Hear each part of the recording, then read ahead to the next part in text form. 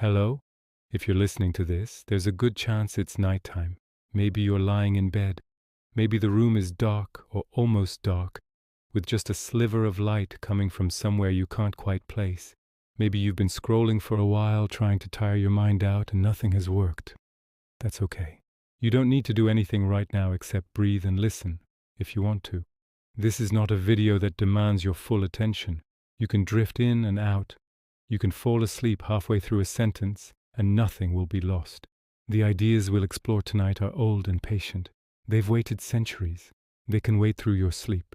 Tonight we're going to talk about nihilism, and we're going to talk about hope. Those two words don't usually sit together, do they? Nihilism sounds heavy, dark, like the end of something. Hope sounds light, like a beginning. But maybe in the quiet, we can find a way to hold both at once. Maybe we can understand that emptiness and possibility are not always opposites. We're not here to solve anything. We're here to think slowly, to feel our way through some old questions that humans have been asking for a very long time. Questions like, what if nothing matters? What if there is no grand plan, no hidden meaning, no reason we are here? And if that's true, then what? Let those questions float for now. Don't try to answer them yet. Just notice them, the way you might notice your breathing, or the weight of the blanket on your body. Let's start somewhere simple. Let's start with a feeling you might know. You wake up in the morning and before you even open your eyes there's a heaviness. Not physical tiredness, but something else. A sense that the day ahead is a series of tasks that don't really add up to anything. You'll answer emails. You'll have conversations. You'll eat. You'll move through hours. And at the end of it, you'll go back to bed, and then you'll do it again. And somewhere in the back of your mind, a question whispers, why? Not why this task or that task, but why any of it? Why keep going? Why care? Why try? This feeling has a name in philosophy. It's called existential nihilism. It's the sense that life, in the biggest sense, has no inherent meaning, no purpose built into it, no script we're meant to follow. No role we're meant to play that was written before we arrived. The universe, according to this view, doesn't care. It's not hostile. It's not cruel. It's just indifferent. The stars burn and die. Galaxies drift. And on this small planet, we live and love and build and destroy, and none of it registers anywhere beyond us. That's nihilism, not as a dramatic, angry philosophy, but as a quiet recognition. A kind of honesty. And here's the thing, it can feel terrifying, or it can feel like a relief. Sometimes it feels like both. If you've ever felt this way, you're not broken. You're not depressed, necessarily, though depression can carry some of these feelings with it. You're not doing anything wrong. You're simply brushing up against one of the oldest realizations humans have ever had. That meaning is not given to us from the outside. It doesn't float down from the sky. It isn't written in the fabric of reality, and once you see that, you can't unsee it. But here's where it gets interesting. Here's where nihilism stops being just a dark conclusion and starts becoming a question. Because if meaning isn't built into the world, then where does it come from? And if the answer is nowhere, then why do we keep acting as if things matter? Why do we love people, create things, fight for causes, grieve losses? Are we all just pretending? Or is there something else happening? Take a breath. Feel the air fill your lungs and then leave. Your body doesn't ask why it breathes. It just does. And maybe there's something in that simplicity worth noticing. Let's go a little deeper, but slowly. Nihilism isn't just one idea. It's more like a family of ideas, each one questioning a different part of how we understand the world. There's moral nihilism, which says there's no such thing as objective right and wrong. There's epistemological nihilism, which questions whether we can ever really know anything for certain. There's cosmic nihilism, which sees nature itself as indifferent, neither for us nor against us. And then there's existential nihilism, the one we've already touched on, the belief that life has no inherent meaning. These ideas can sound academic, abstract, like they belong in a university classroom and nowhere else. But they're not abstract at all. They show up in ordinary moments. In the middle of a workday when you wonder what you're working toward. In the middle of a relationship when you wonder if love is just brain chemistry. In the middle of the night when you can't sleep and you start thinking about death, about how one day you won't be here, and eventually no one will remember you, and eventually the sun will die and everything everyone ever did will be erased. That's nihilism knocking on the door of your thoughts. And the strange thing is, once it's there, it doesn't really go away. You can distract yourself. You can fill your life with noise and motion and goals. But in the quiet, it returns. The question returns. So what do we do with it? Some people try to ignore it. They build walls of routine, of belief, of busyness, and that works sometimes for a while. But the question is patient. It waits. Some people fall into despair. If nothing matters, then why not give up? Why not stop trying? Stop caring? Stop participating in this strange game we call life? This is the darker side of nihilism, the place where it can become destructive, paralyzing. But there's another possibility, another way to meet this realization, and that's what we're going to explore tonight, slowly, across different voices, different traditions, different eras of human thought. We're going to look at how people have faced the void and found, not meaning handed to them, but something else, something quieter, something harder to name, a way to live not despite meaninglessness, but somehow through it, or even with it. This isn't about fixing nihilism, it's about sitting with it long enough to see what else is there. Let your shoulders relax, let your jaw unclench. You're safe here in the dark. Philosophy at its best isn't about having the right answers. It's about learning to live with the right questions. And the question nihilism asks, the real question underneath all the others, is this: how do we live when the universe doesn't tell us how to live? That's not a question that gets answered once and then you're done. It's a question you live with. A question that changes shape depending on the day, the year, the losses you've faced, the joys you've stumbled into. And across history, people have offered different responses. Not solutions, but responses. Ways of standing upright in the absence of cosmic reassurance. We'll meet some of those people tonight. Philosophers, writers, thinkers who looked into the same darkness you might be feeling and said, "Yes, I see it, and here's what I'm going to do." Some of them found rebellion. Some found freedom. Some found a strange kind of joy. Some found meaning in the very fact that they could create it, even if it wasn't already there. We'll take our time. We'll move slowly through these ideas like walking through a quiet museum at night, pausing in front of each one, not to memorize it, but just to feel what it offers. You don't have to remember everything. You don't have to understand it all. This isn't a test. It's a companion for the hours between waking and sleep, a voice in the dark saying, "You're not alone in wondering. Others have wondered too."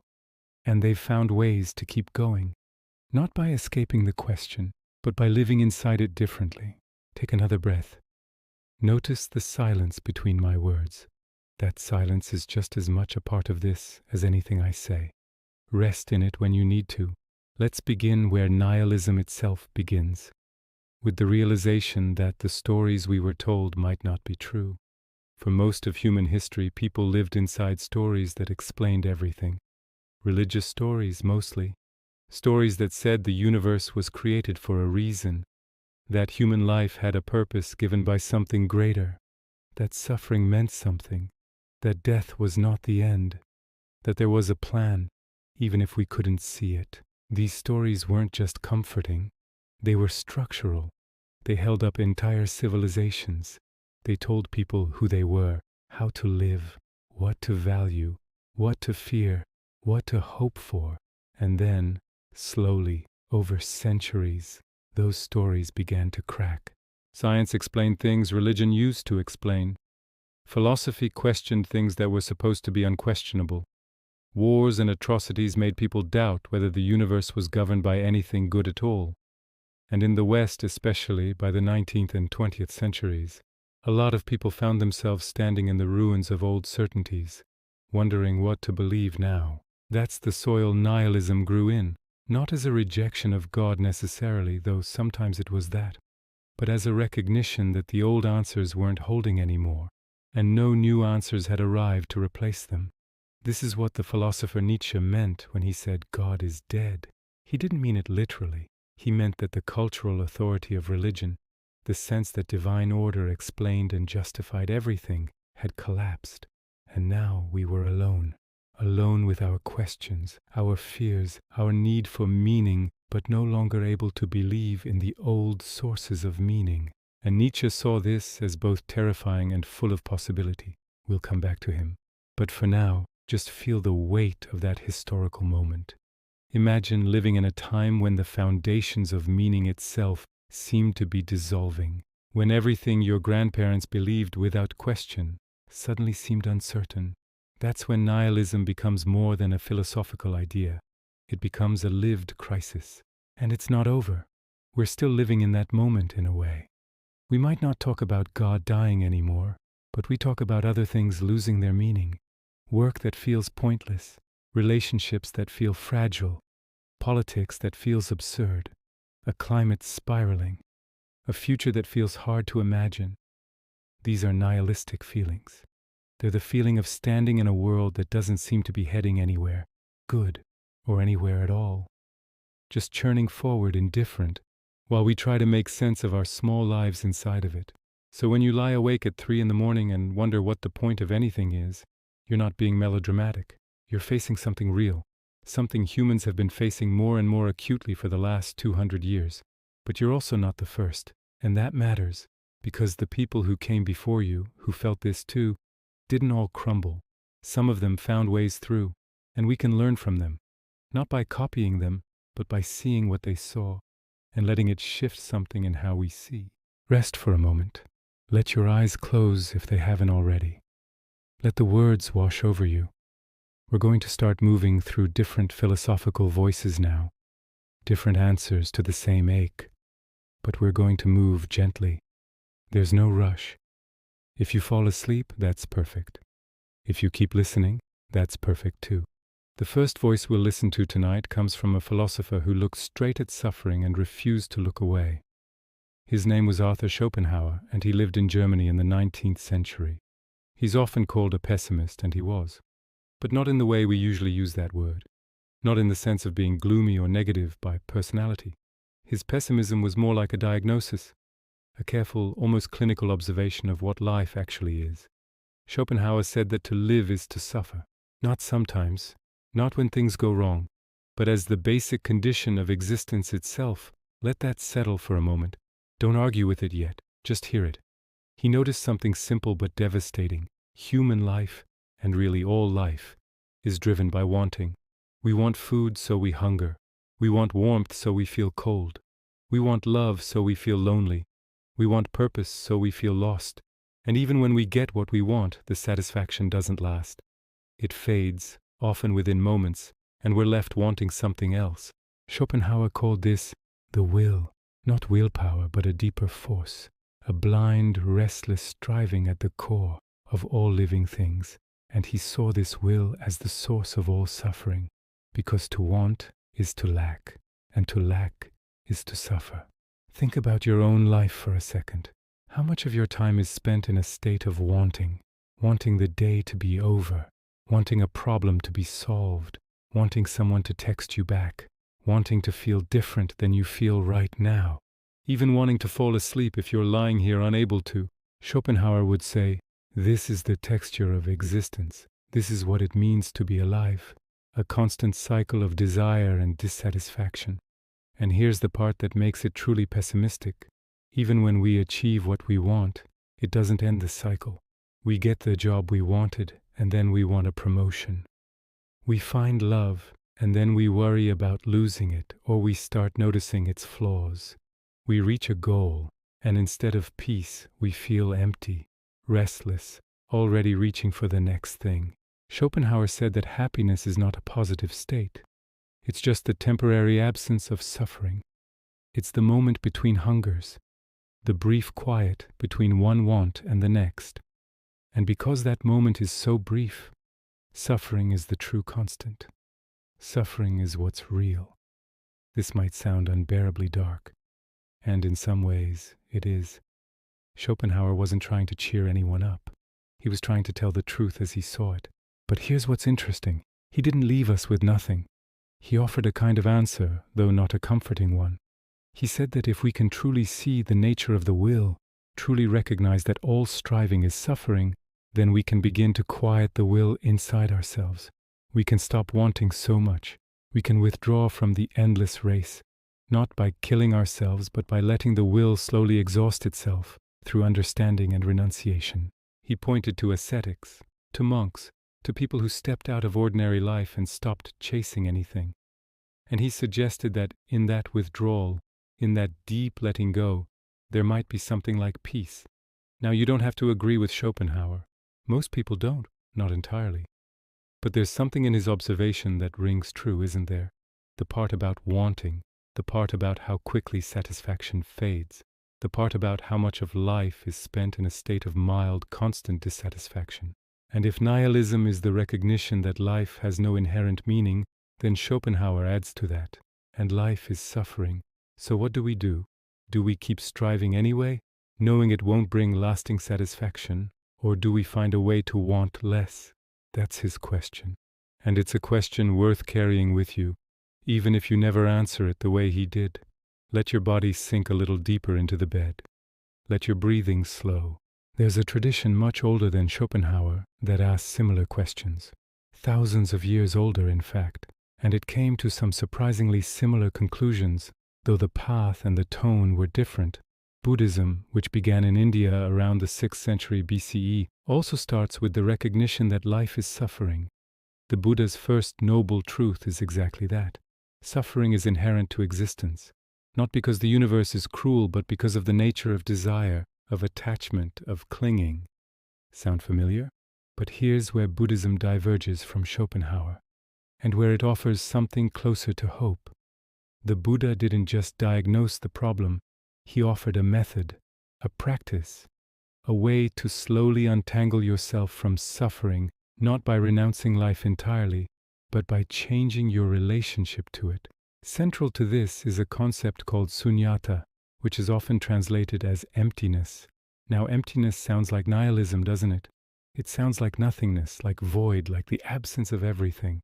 And that's where a lot of people misunderstand it. Sunyata doesn't mean that nothing exists. It means that nothing exists independently, permanently, with a fixed, unchanging essence. Everything is interdependent. Everything arises because of conditions. Everything changes. And clinging to things as if they were solid, permanent ours is what causes suffering. Think about it this way. You feel attached to your identity, your name, your story, your personality, your body. But all of those things are in flux. Your body is replacing cells constantly. Your personality shifts with age, with experience. Your story is just a narrative you tell yourself, edited and re-edited. There's no solid, unchanging you that you can point to. And the same is true for everything else. Relationships, possessions, ideas, feelings. They're all temporary, all dependent on causes and conditions, all empty of any fixed eternal self-nature. Realizing this, according to Buddhism, is liberating. Because if you stop clinging to things as if they were permanent, you stop suffering when they change or disappear. You stop grasping. You stop resisting. You start to flow with the nature of reality instead of fighting it. And here's the beautiful part. This emptiness isn't cold or nihilistic. It's described as spacious, peaceful, full of compassion. Because when you realize that you have no fixed self, you also realize that the boundaries between you and others are less solid than you thought. Compassion becomes natural. Interconnection becomes obvious. So where nihilism says nothing matters, Buddhism says nothing is permanent, and that's okay. That's the nature of things. Relax into it. It's not the same as hope in the Western sense. It's not optimism. It's not a promise that things will get better. It's more like a deep acceptance, a kind of quiet okayness with the way things are, even when they're hard. You don't have to be Buddhist to take something from this. You don't have to meditate for years or renounce anything. Just the idea itself can be a kind of comfort. The idea that maybe the reason you feel so lost is because you're trying to hold on to things that were never meant to be held. And maybe, just maybe, letting go a little would feel less like losing and more like relief. Breathe in. Breathe out. Nothing about this breath is permanent either. And that's okay. Let's shift now to another ancient voice, one that also faced meaninglessness and suffering, but responded with something you could almost call defiant acceptance. The Stoics were philosophers in ancient Greece and Rome who believed that the universe was rational, ordered by something they called the logos. But they also believed that most of what happens in life is outside your control, completely outside, and that trying to control it is the source of most human suffering. Two of the most famous Stoics were Epicurus, who was a slave for much of his life, and Marcus Aurelius, who was a Roman emperor. One had nothing, one had everything, and they both came to the same basic conclusion. The only thing you control is your own mind, your responses, your judgments, your choices about how to meet what happens. Everything else, success, failure, health, sickness, other people's opinions, the future, all of it is not up to you, and accepting that deeply is where freedom begins. Epictetus put it simply, some things are up to us, and some things are not. And wisdom is knowing the difference. So if you lose your job, you don't control that, but you control whether you collapse into despair or whether you take a breath and figure out the next step. If someone insults you, you don't control their words, but you control whether those words have power over you. This might sound cold at first, like the Stoics are telling you not to care, but that's not it. They're not saying don't feel, they're saying don't let what you can't control destroy your inner stability. And here's where it connects to nihilism. The Stoics didn't believe in a personal caring God who would rescue them. They believed in a rational universe, but one that didn't particularly care about individual human desires. In a way, they lived in a kind of cosmic indifference, and they made peace with it. Marcus Aurelius, ruling an empire dealing with wars and plagues and betrayals, wrote in his private journal, his Meditations, that everything is temporary. Everyone you know will die. You will die. Empires will crumble, and none of it is personal. The universe isn't punishing you or rewarding you, it's just unfolding. And his response to that wasn't despair. It was focus. If everything is temporary and nothing is guaranteed, then what matters is how you act right now, how you treat people, how you show up. Whether you live with integrity, with kindness, with discipline, not because it will be rewarded, but because it's the only thing that's truly yours. That's a kind of hope, isn't it? Not hope that things will turn out well, but hope that you can be steady, decent, clear-minded, even in a world that doesn't promise you anything. The Stoics would say, you can't control whether life is meaningless, but you can control whether your actions have meaning to you, and maybe that's enough. Let your face soften. Let your hands unclench. You're doing fine. You're still here, still breathing, still listening. So far we've met pessimism, emptiness, and acceptance. We've looked at suffering head-on. We've acknowledged the ways life resists our wanting, and we've started to see that different thinkers, across different times and places, found ways to live with that resistance without collapsing. But we're not done, not even close, because the real heart of nihilism and hope, the place where they collide most directly, comes later. It comes with the existentialists, the ones who said, yes, life is absurd. Yes, meaning is not given. And that's exactly where freedom begins. We'll get there. Slowly, there's no rush. For now, just rest in this. You're not required to solve anything. You're not required to choose a philosophy or commit to a worldview. You're just here in the dark, listening to voices from the past who also lay awake at night wondering. And that's connection. That's a kind of meaning all by itself. We'll keep going, but if you need to drift away for a while, go ahead. The ideas will still be here when you drift back. Before we move into the 20th century, before we reach the existentialists who made nihilism famous, we need to meet someone who stood right at the edge of that conversation. Someone who wrestled with faith and doubt in a way that still feels urgent today. His name was Søren Kierkegaard, and he lived in Denmark in the 1800s. He's often called the father of existentialism, though he died before that word even existed. And what made him so important, what made him so modern was this. He refused to pretend that faith was easy or logical. Most religious thinkers of his time were trying to prove God's existence through reason, through arguments, through evidence. Kierkegaard said, "Stop. You can't get to faith that way. Faith isn't a conclusion you reach at the end of a logical proof. It's something else entirely." He called it a leap of faith. Not because believers are irrational or foolish, but because faith is not a matter of evidence. It's a matter of commitment, of passion, of choosing to trust something that cannot be proven or disproven. And here's what makes this relevant to nihilism. Kierkegaard understood that we live in uncertainty. That reason can only take us so far, that at some point, if we want to move forward in life, we have to choose a direction even when we can't see the destination. He wasn't just talking about religion, he was talking about how we live, how we commit to relationships, to careers, to identities, to values, knowing that none of these things come with guarantees. We make a kind of leap every time we decide what matters to us, because we can never be absolutely certain we're right. The alternative, Kierkegaard said, is paralysis, staying stuck in doubt, never committing to anything, never fully living. So in a world without inherent meaning, where nihilism whispers that nothing is guaranteed, Kierkegaard offers this. Meaning comes from commitment, from choosing something and giving yourself to it fully, even without proof, even without certainty. It's not a comfortable answer. It asks a lot of you. It asks you to risk being wrong, to risk heartbreak, to risk everything.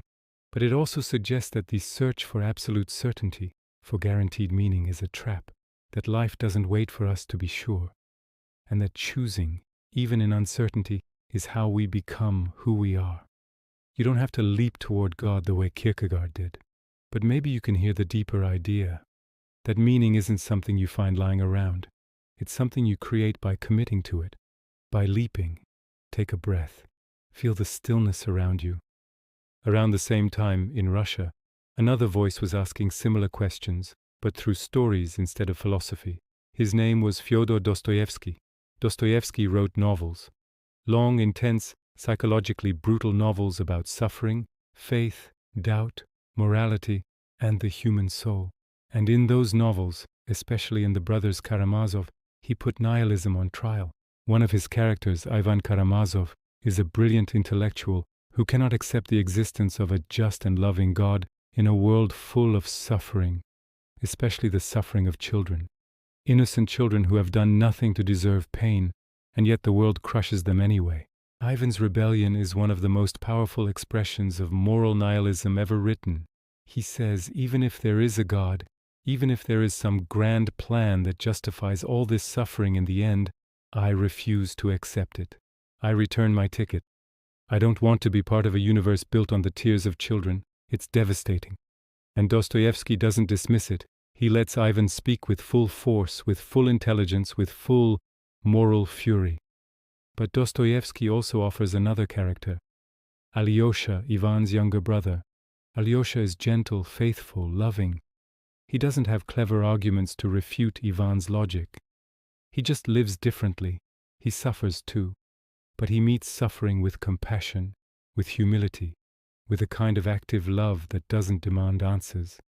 Dostoevsky's point isn't that faith is logical. It's that love is an answer of a different kind. Not an intellectual answer, but a lived one.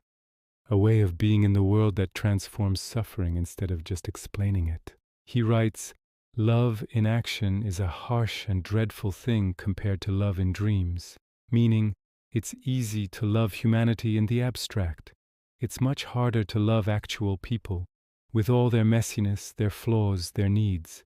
But that harder love, that love in action, is where meaning lives. So where nihilism says suffering proves nothing matters, Dostoevsky says suffering is where we learn to matter to each other. Through suffering, his characters break free of their own selfishness. They learn empathy. They learn connection. They are reborn into something more human. It's not a denial of nihilism. It's a response to it. A response that says, yes, the universe might be indifferent. Yes, suffering might not have cosmic justification, but we are not indifferent. We can choose compassion. And that choice, repeated over and over in the dailiness of life, is meaning enough. Your breath is still there, still rising and falling. You don't have to do anything but notice it. Now we come to the philosopher who saw nihilism most clearly and refused to turn away. The one who said, "This is the crisis of our time, and we have to face it fully if we're ever going to move beyond it." Friedrich Nietzsche. We mentioned him earlier, his declaration that God is dead. But that wasn't where he stopped. That was where he started. Nietzsche looked at a Europe losing its faith and saw a catastrophe approaching. Not because he wanted religion back. He didn't. He thought the old religious certainties had been lies, comforting fictions that kept people weak and obedient. But he also knew that when those lies collapsed, when people woke up to the fact that there was no divine authority giving meaning to life, many of them would fall into despair, into nihilism, into the belief that if God doesn't exist, then nothing matters. So why bother with anything?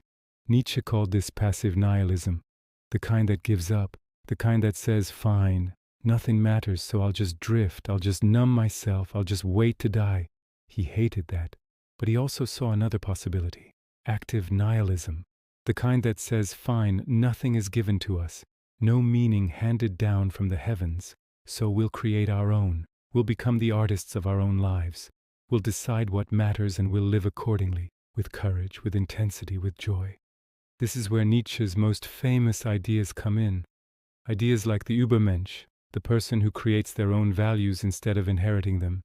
Ideas like the will to power, not as domination over others, but as the drive to overcome yourself, to grow, to become more than you were.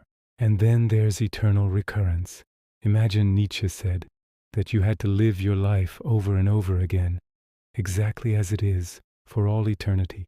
Every moment, every joy, every suffering, every mistake, every triumph, every boring afternoon, every heartbreak, every laugh, all of it, repeating forever. Could you bear that? Could you say yes to your life as it is, without changing anything, and be willing to live it infinitely? Most people, Nietzsche thought, would be horrified, because most people are living lives they don't really want, lives full of resentment, regret, wishing things were different. But if you could say yes, if you could look at your life with all its pain and all its beauty and say, yes, I would live this again, I would choose this again, then you've achieved something profound. Nietzsche called this amor fati, love of fate.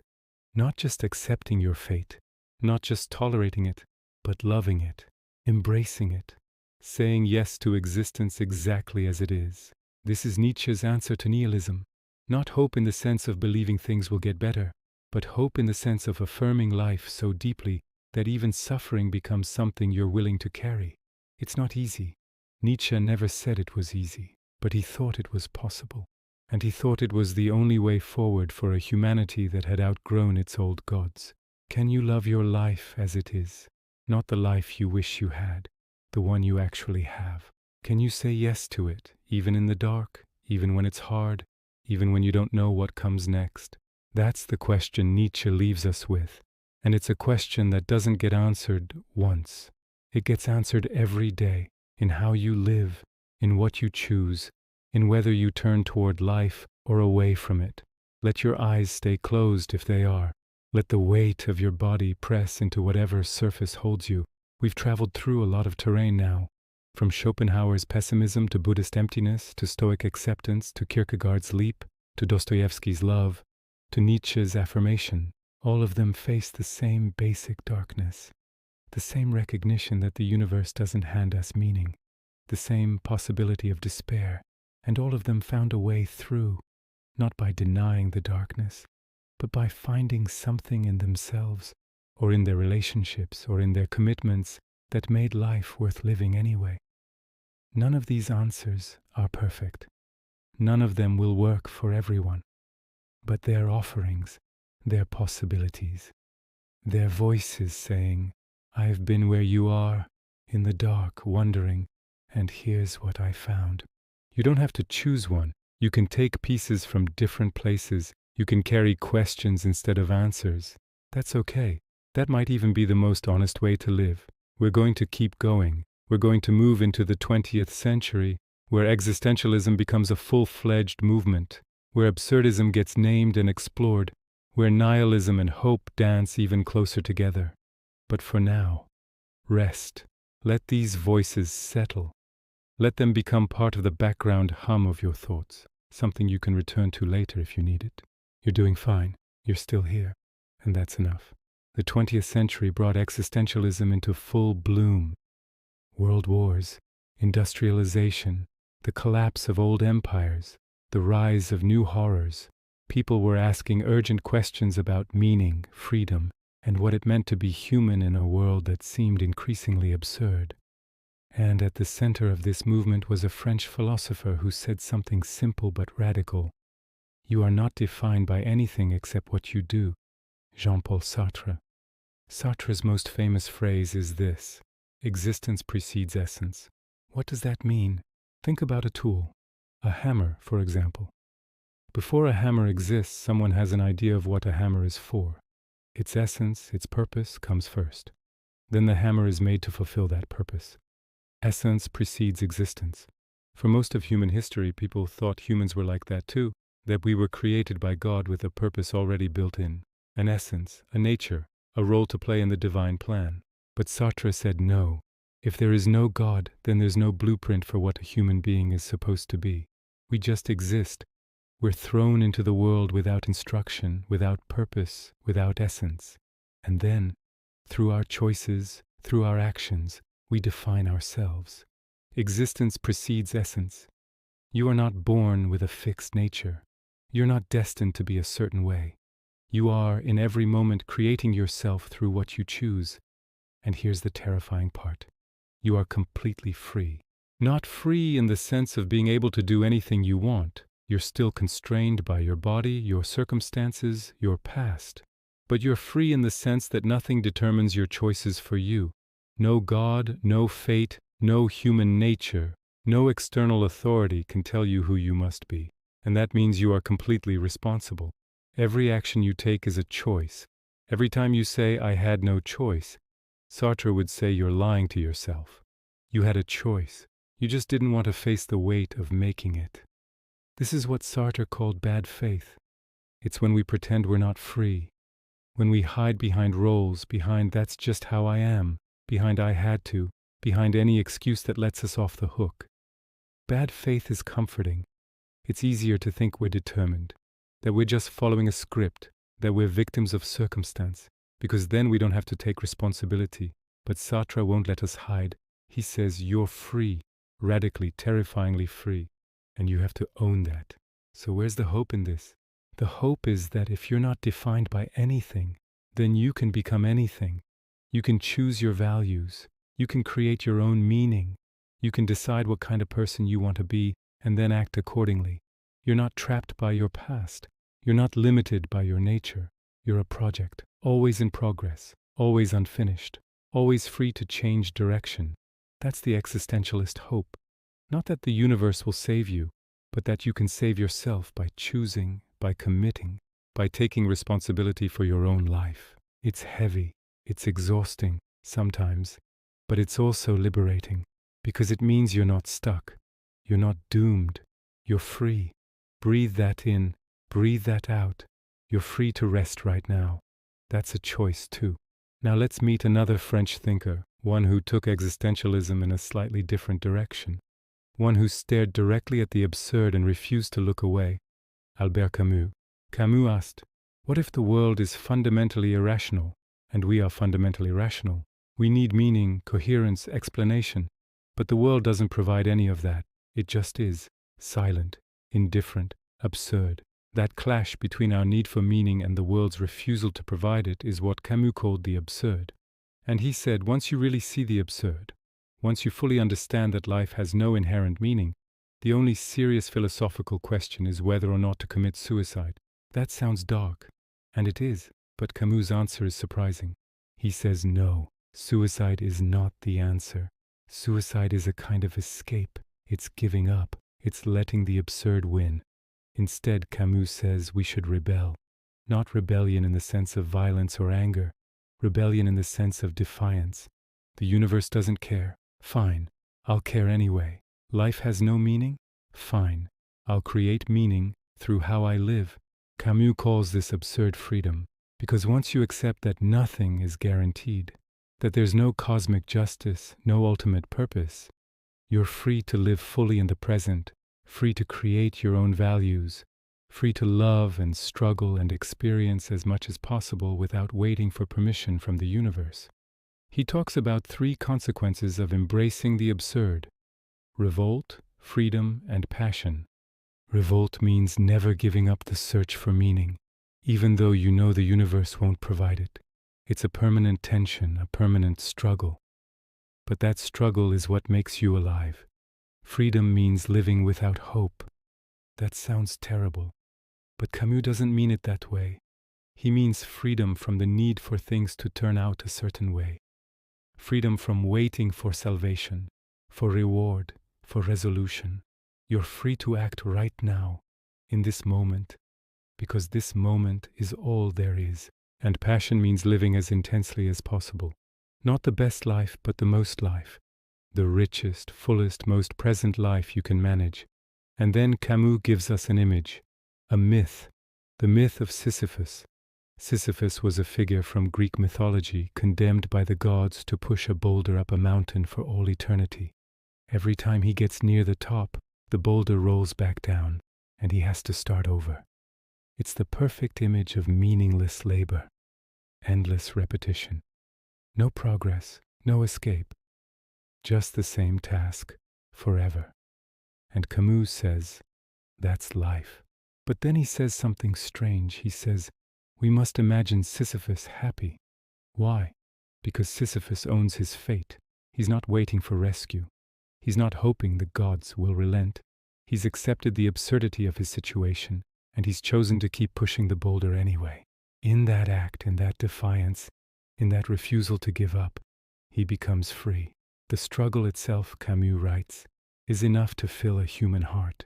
Not the victory, not the resolution, the struggle. Can you find something in that? Can you see your own life as a kind of Sisyphus story, pushing against things that might not ever be resolved, and still choosing to keep going, not because it will lead somewhere, but because the act of pushing, the act of trying, the act of living is enough. That's Camus' version of hope. Not hope that things will get better, but hope that you can meet the absurd with dignity, with defiance, with a kind of joyful rebellion. Let your jaw soften. Let your breathing deepen. There's one more voice from this era we need to hear, though his thinking is denser, harder to grasp in the dark. His name was Martin Heidegger. Heidegger wasn't interested in meaning in the way the other existentialists were. He was interested in being itself. What does it mean to be? What does it mean to exist? And one of his central ideas is this: to truly exist, to be authentic, you have to face your own death. He called it being toward death. Most of us live in what Heidegger called inauthenticity. We lose ourselves in the crowd, in routines, in roles, in distractions. We act as if we have infinite time. We drift through life without fully confronting the fact that we will die. But death is not something that happens at the end of life. It's always there, Heidegger says. It's woven into every moment. You are always already dying. And most people find that thought unbearable. So they cover it over. They avoid it. They distract themselves. But Heidegger says, face it. Really face it. Not in a morbid way, but in a clear-eyed way. Death is your own. No one can die for you. No one can take it away from you. It's the one certainty you have.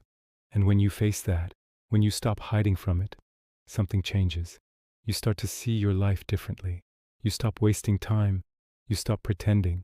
You start taking responsibility for how you live, because you know, really know, that your time is limited. This is what Heidegger means by authenticity.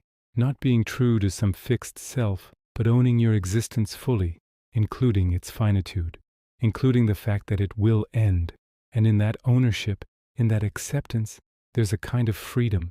Not freedom from death, but freedom to live fully in the time you have. It's not a comfortable idea, but it's one worth sitting with. Because maybe the reason so many of us feel lost is that we're living as if we have forever. And we don't. None of us do. So what does that mean for tonight? For right now?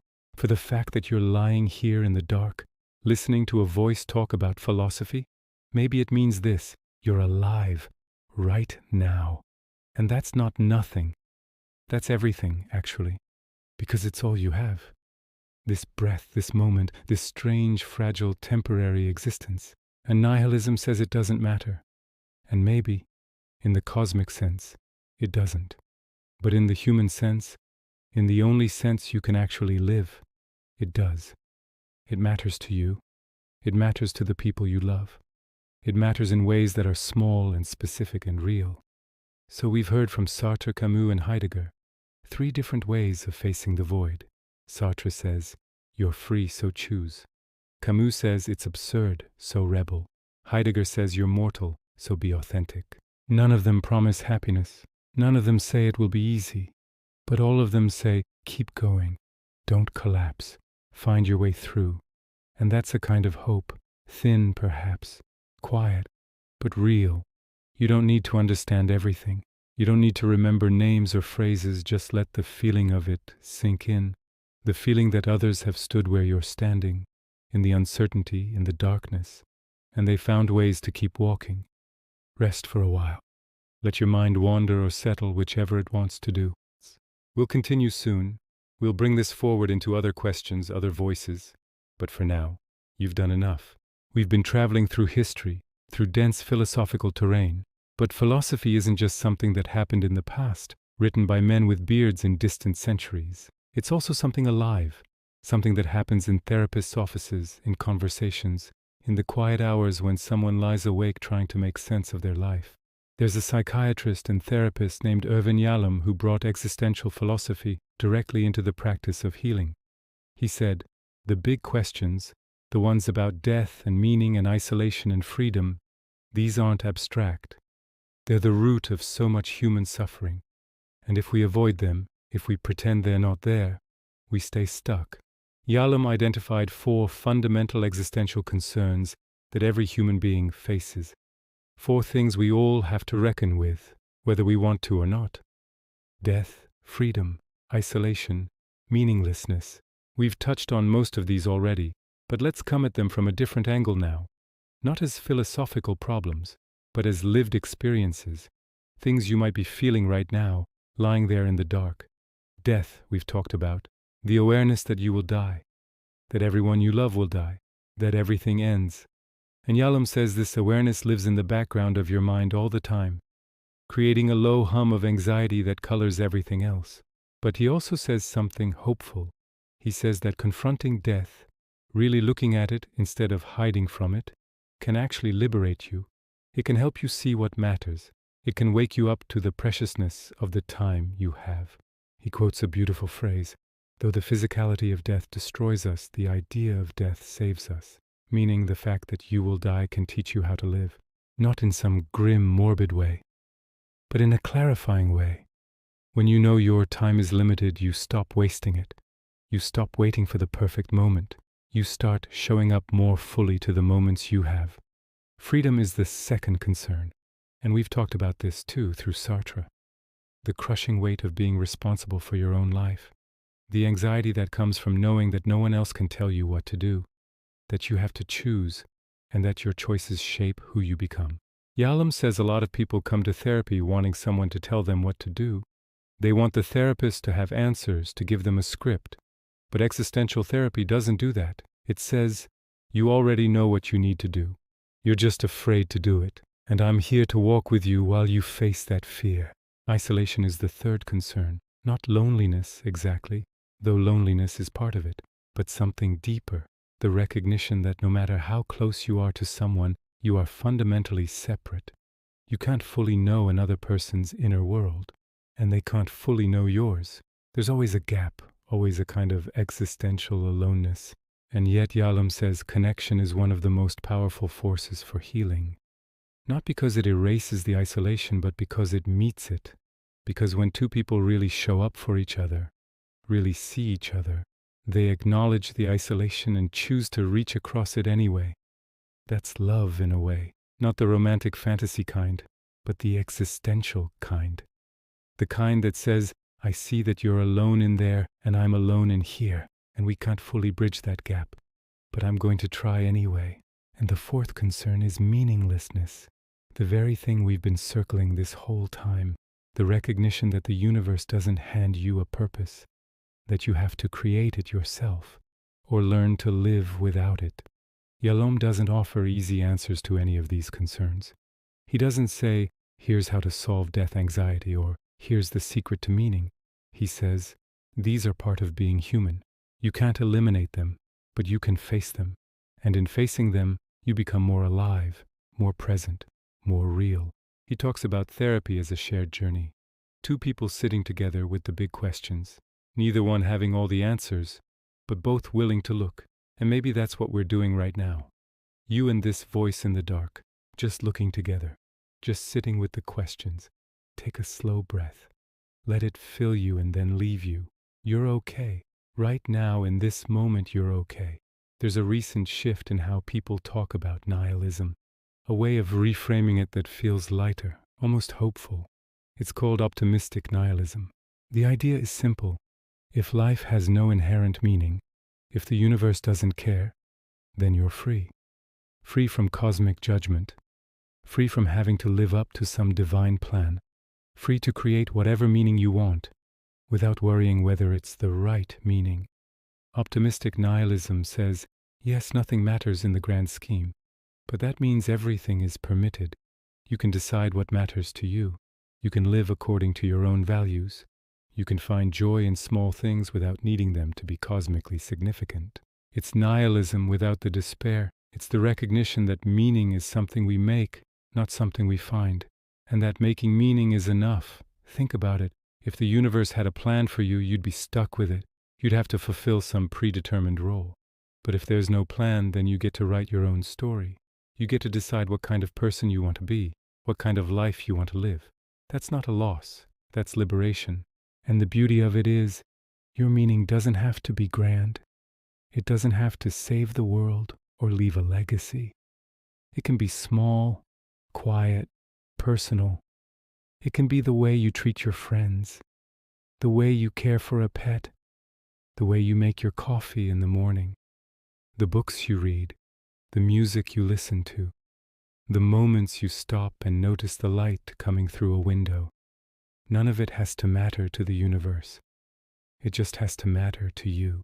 And here's the thing, it will, because you're human, and humans make meaning the way spiders make webs. It's what we do. We can't not do it. Even when we intellectually understand that nothing has inherent meaning, we still care about things. We still love people. We still feel moved by beauty. We still get angry at injustice. That's not a flaw. That's not us being irrational. That's just what it means to be alive. Optimistic nihilism isn't pretending that life has meaning when it doesn't. It's recognizing that the absence of cosmic meaning doesn't take away your ability to create human meaning. And human meaning is real. It's the only kind of meaning you can actually experience. So when nihilism whispers that nothing matters, optimistic nihilism whispers back, nothing is required to matter, but I can choose what matters to me, and that's enough. Let your shoulders drop. Let your face relax. You don't have to hold anything right now. For a long time, people thought you needed religion to have morality, to have meaning, to have a sense of purpose. The idea was that without God, without divine commandments, without the promise of heaven or the threat of hell, people would fall apart. They'd become selfish, cruel, lost. But we've learned something over the past century or so. We've learned that people can be deeply moral, deeply caring, deeply purposeful, without believing in anything supernatural. This is what secular humanism is about. It's a framework for living that says human beings are capable of being good, of creating meaning, of living ethical lives without needing religion to tell them how. It doesn't assume humans are inherently good or inherently evil. It just assumes we're responsible for each other, responsible for the world we create, responsible for figuring out how to live together in a way that reduces suffering and increases flourishing. Secular humanism emphasizes reason, evidence, compassion in this life. Not an afterlife, this one, the one you're living right now. It says we don't need certainty to act morally. We don't need absolute truth to care about each other. We can use reason and empathy to figure out how to treat people well, We can keep learning, keep growing, keep adapting our understanding of what's right. And there's a freedom in that, a freedom from dogma, a freedom from having to believe things you can't make sense of, a freedom to ask questions, to doubt, to change your mind. But it's also a responsibility. Because if there's no divine authority telling you how to live, then you have to think for yourself. You have to weigh your actions. You have to consider the consequences.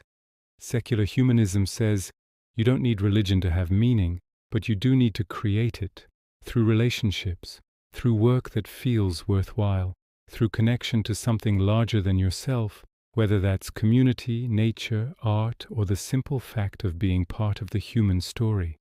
It's not a cold philosophy. It's not about rejecting mystery or wonder. It's about locating mystery and wonder here, in the natural world, in human experience, in the strangeness of being alive at all. You don't have to be a secular humanist to take something from this. You don't have to reject religion if it's meaningful to you. But if you've ever felt like you needed permission to find meaning outside of traditional belief, here it is. You're allowed. You're capable. You're enough. Breathe in. Breathe out. Just that. Just breathing. We've covered a lot of ground now, from ancient pessimism to modern therapy, from Buddhist emptiness to optimistic nihilism, from the Stoics to the existentialists to the secular humanists. And what ties all of it together is this: the void is real. The absence of inherent meaning is real. But the human response to that void is also real, and it takes 1,000 different forms. Some people respond with resignation, some with defiance, some with creativity, some with love, some with discipline, some with joy. There's no single right way. There's just your way. The way you choose in this moment and the next and the next. And the hope, if there is hope, is not that someone will rescue you. It's that you're capable of walking through the darkness yourself. Not alone necessarily, with others, with ideas, with practices, with small rituals and big questions and moments of grace you didn't expect. The hope is that you're stronger than you think, more resilient, more capable of holding complexity, of living with uncertainty, of creating beauty even when nothing guarantees that beauty will last. You're still here, still breathing, still listening, or drifting, or sleeping. And that's all you need to be doing right now. We'll keep going. We'll keep exploring. There's still more to say, more voices to hear, more ways of holding this strange gift of existence. But for now, rest.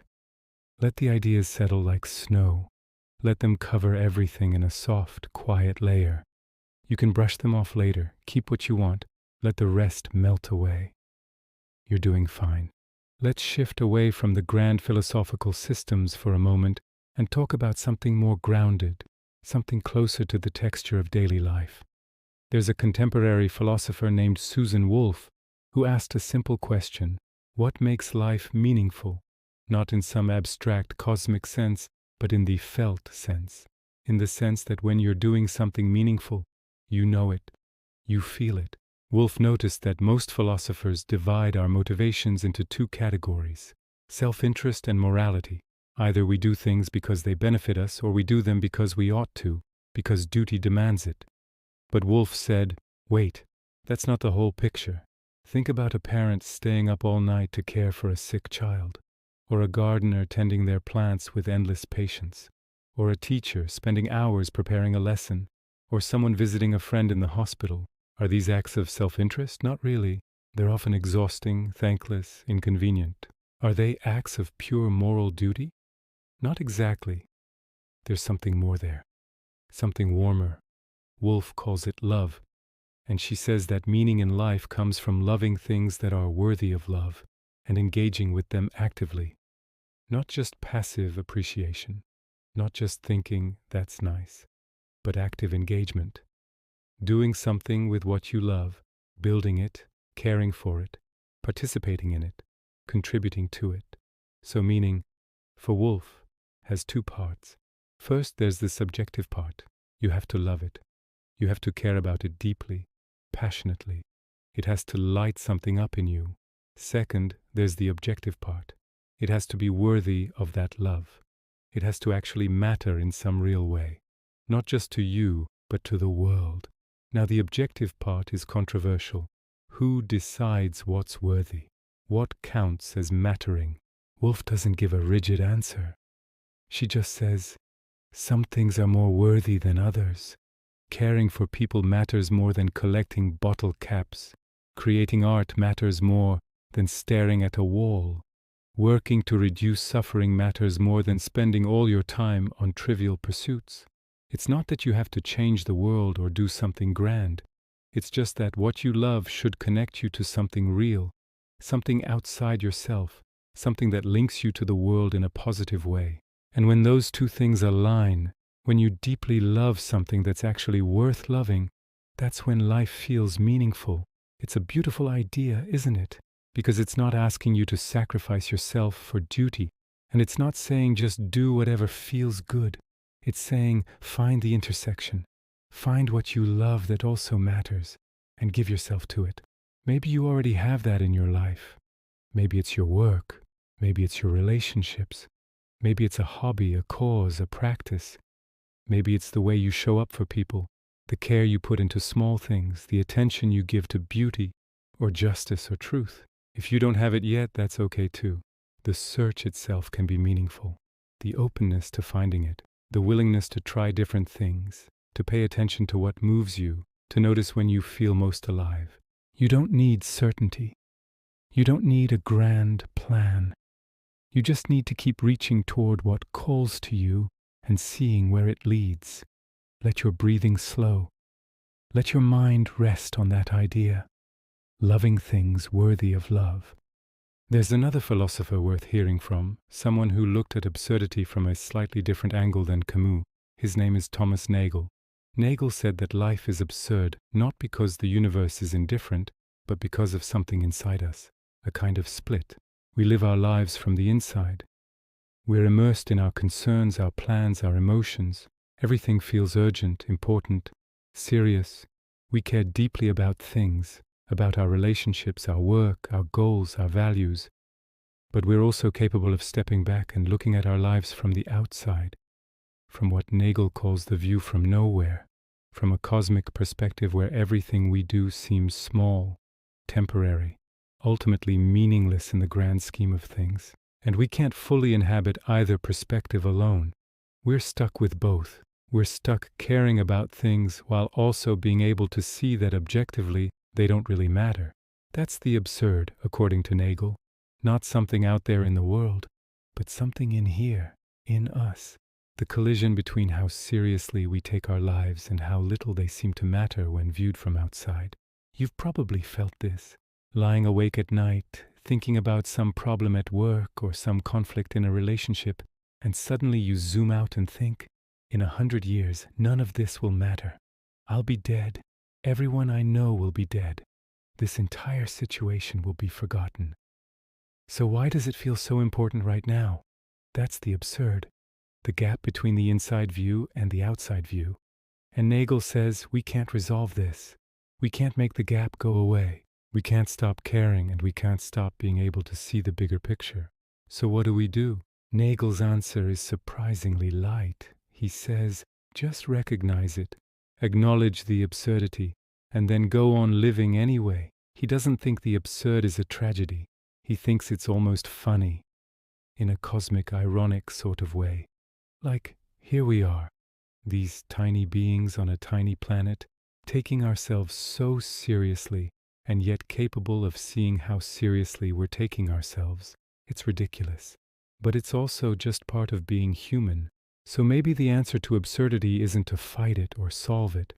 Maybe it's just to shrug, to say, yeah, it's absurd, and I'm going to keep caring anyway, because I can't help it, because I'm human. There's something freeing in that, in not needing your life to be cosmically significant, in being able to care about things without needing the universe to validate that caring. You can love someone even though, objectively, that love doesn't change the fate of galaxies. You can work on something even though objectively it will be forgotten. You can find joy in small moments even though objectively they don't matter. The absurd doesn't take those things away from you. It just reminds you that they're human scale. And that's okay, because you're human scale too. Breathe in, breathe out. Feel the absurdity of lying here, listening to philosophy at whatever hour this is, and feel the simple fact of your existence, absurd and all. Let's talk about hope in a different context now. Not hope for your individual life, but hope in the face of something bigger, something that affects all of us. Climate change, environmental collapse, uncertainty about the future of our planet. It's hard to talk about hope when the news is full of catastrophe, when scientists tell us we're running out of time, when it feels like the systems we depend on are failing. A lot of people, especially young people, are feeling something called eco-anxiety, a deep, persistent worry about the state of the environment and the future we're heading into. And it makes sense. The threat is real, the stakes are enormous, and the solutions feel inadequate, too slow, too political, too compromised. But there's a growing conversation about eco-hope, not as a replacement for anxiety, but as something that can exist alongside it. Hope in this context isn't naive optimism. It's not pretending everything will be fine. It's not denying the severity of the crisis. Hope is the belief that change is possible but uncertain, that the future isn't fixed, that what we do matters, even if we can't guarantee the outcome. Active hope, some call it. Hope that demands action. Hope that says, I don't know if we'll succeed, but I'm going to try anyway. Because the alternative is paralysis, despair, giving up, and giving up guarantees failure. Hope, even in the face of overwhelming uncertainty, is what keeps people engaged. It's what motivates activism, community building, innovation, adaptation. It's what transforms anxiety into energy. And here's the thing. Hope doesn't require certainty. In fact, hope only exists in uncertainty. If the outcome were guaranteed, you wouldn't need hope. You'd just know. So uncertainty, as uncomfortable as it is actually the space where hope lives. Research shows that people who cultivate hope are more resilient. They're better able to cope with distress. They're more likely to take meaningful action instead of retreating into denial or numbness. Hope is adaptive. It changes based on context, based on what's happening, based on what's needed. It's not a fixed belief. It's a practice, a way of orienting yourself toward the future even when that future is uncertain. And you don't have to hope alone. Hope is often collective. It's something that grows when people come together, when they support each other, when they work towards shared goals, when they see that they're not the only ones still trying. This applies beyond climate change. It applies to any situation where the future feels uncertain and the stakes feel high. Personal crises, social upheaval, economic instability, health challenges, all of it. In those moments, hope is not about knowing things will turn out okay. It's about believing that your actions matter, that you have agency, that the future is not yet written. And sometimes that's enough to keep you moving forward. One small step at a time, one choice at a time, one breath at a time. Let your body relax deeper into the bed. Let yourself feel held by something, even if it's just gravity, just the surface beneath you. We've traveled through a lot tonight. Philosophy, therapy, meaning, absurdity, hope in the face of uncertainty. And maybe what ties it all together is this. You are not required to have all the answers. You're not required to resolve the absurd, to eliminate the void, to fix the world. You're just required to show up, to keep engaging, to love what's worthy of love, to act even when you can't see the outcome, to hope even when you're not sure. That's not nothing. That's everything, actually. Because it's what keeps the human story going. It's what keeps us connected, creating, caring, even in the face of meaninglessness and uncertainty. You're part of that story, whether you feel like it or not, whether you believe it or not, just by being here, just by listening, just by continuing to exist and wonder and question. That's enough for tonight. That's more than enough. Rest now. Let the words fade. Let the ideas dissolve into background noise, into silence, into sleep if it's ready for you. We'll continue soon. There's still more to explore, but you don't have to hold on to anything right now. Just let go. Just breathe. Just be. We've spent a lot of time tonight with big ideas, grand philosophies, existential questions that span centuries. But there's another way to think about meaning, a quieter way, a way that doesn't ask you to solve the cosmos or create a philosophy of life.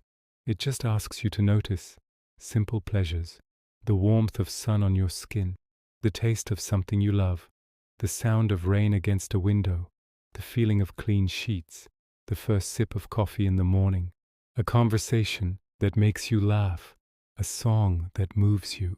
These aren't trivial. They're not meaningless just because they're small. In fact, there's an entire philosophical tradition that says simple pleasures are the foundation of a good life. Epicurus, the ancient Greek philosopher we haven't spent much time with tonight, believed that happiness doesn't come from wealth or status or achievement. It comes from friendship, freedom from fear, and the ability to appreciate life's basic pleasures. He wasn't talking about wild indulgence or hedonism in the modern sense. He was talking about moderation, simplicity, presence, a good meal shared with friends, a peaceful walk, time spent in nature, the absence of pain, the quieting of anxiety. These things, he said, are enough. You don't need more. You don't need grand accomplishments or expensive possessions. You just need to learn to recognize and savor what's already available to you. And maybe that's a kind of answer to nihilism too. Not a philosophical argument, but a practice. When the universe feels empty and cold, you can turn your attention to what's immediate, what's warm, what's here, a cup of tea, a soft blanket, the breath moving through your body, the fact that right now, in this moment, you're okay. That's not denial. That's not pretending the big questions don't exist. It's just choosing for this moment to rest in something simple and real. Research on simple pleasures shows that they're accessible to almost everyone, regardless of circumstance. They don't cost money. They don't require special conditions. They just require attention. And when you practice noticing them, when you let yourself really take them in, they add up. They become a texture of goodness woven through your days, even difficult days, even dark days. So maybe meaning doesn't have to be something you build or achieve or figure out. Maybe it can also be something you notice, something you receive, something you allow yourself to experience again and again. In small, fleeting moments, let your breath fill you. Let it empty you. That's a simple pleasure too. The rhythm of being alive. There's a Japanese aesthetic concept that might resonate with where we are right now. It's called mono no aware. Mono no aware is sometimes translated as the pathos of things or a sensitivity to things. It's the feeling you get when you're moved by the beauty of something, especially because that beauty is fleeting. The falling of cherry blossoms, the fading light at dusk, the first snow of winter, the way a child's laughter sounds. The last time you see someone you love, it's a bittersweet feeling, a recognition that beautiful things don't last. And somehow, the fact that they don't last makes them more beautiful, more precious, more worthy of our attention.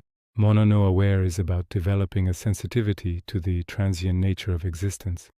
Not in a depressing way, but in a way that wakes you up, that makes you present, that helps you appreciate what's here, now, because it won't always be.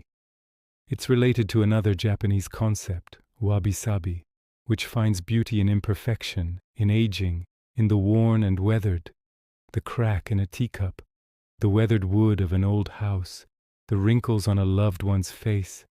These aren't flaws to be hidden. They're evidence of time passing, of life being lived, and there's a kind of quiet beauty in that. Both of these concepts, mono no aware and wabi-sabi, accept impermanence. They don't fight against it. They don't rage at the fact that everything ends. They embrace it. They say, yes, everything is temporary, and that's exactly why it's precious. This is a different kind of response to nihilism. Not defiance, not rebellion, not the creation of meaning through action, but receptivity, openness, a willingness to be moved by the world as it is, in all its fragility. If nothing lasts, then every moment is unique, unrepeatable, deserving of your full presence. The night you're experiencing right now will never come again. This exact configuration of thoughts and feelings and sounds and sensations, it's fleeting. And maybe that's not a tragedy. Maybe that's what makes it real. Mono no aware invites you to feel that, to let yourself be touched by the transience of things, not to fix it or solve it, but just to feel it.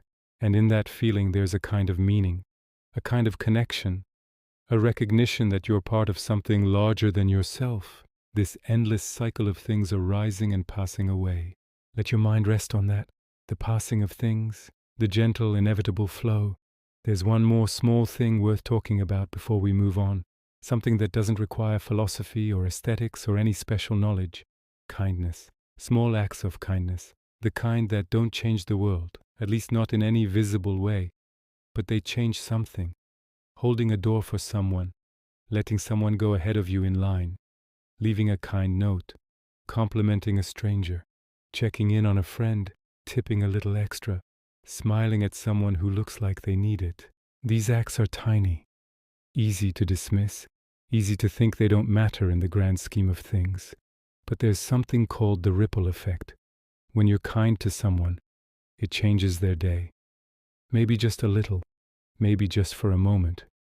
But that change affects how they interact with the next person they meet. And that person goes on to interact with someone else. And the ripple spreads. You'll never see most of it. You'll never know how far your small act traveled. But it travels. One study after another shows that kindness is contagious. People who receive kindness are more likely to be kind to others. And people who witness kindness are more likely to be kind themselves.